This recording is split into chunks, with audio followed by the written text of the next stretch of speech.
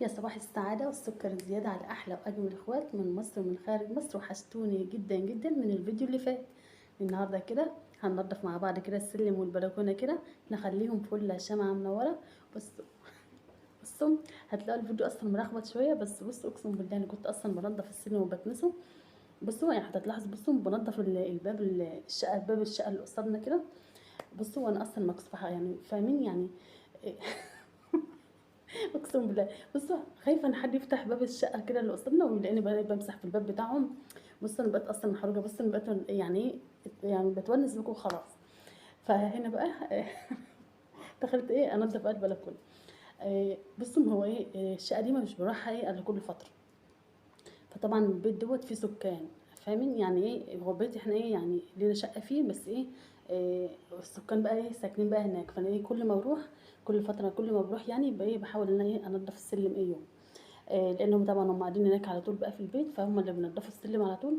فانا باخدها بقى فرصه كل ما اكون هناك في الشقه.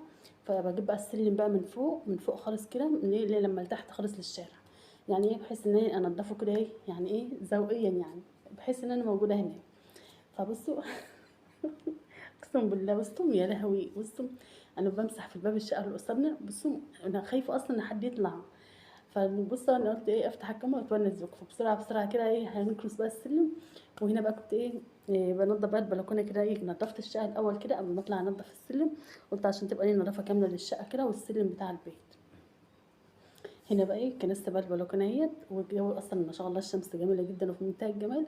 بس بقول لكم الفيديو هتحس ان هو ملخبط، بس بصراحه اقسم بالله يعني بتونس بكم زي ما بقول لكم. انتوا حبايبي وحبايب قلبي اللي بحبهم، اقسم بالله انتوا في قلبي كده.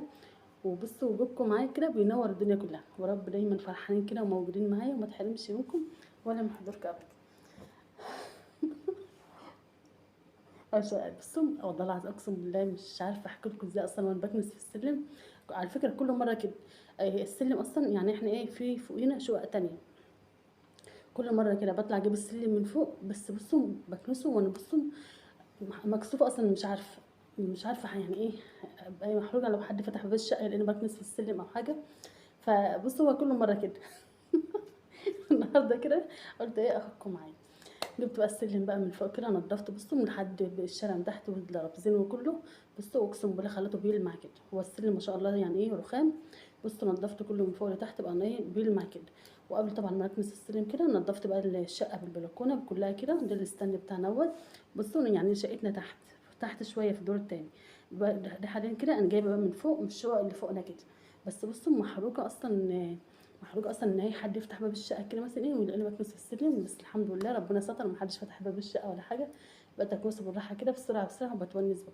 كان نفسي اخدكم معايا لما لتحت لباب البيت كده واصور لكم الفيديو كامل، بس بصراحه بقيت يعني مكسوفه برضو ان حد يطلع وكده وانا مثلا بصور او وانا بنضف السلم. وبجد بحبكم. الحمد لله عدت على خير ونضفنا السلم وروقناه. بقى نضيف كده وبقى بصوا اقسم بالله فله كده.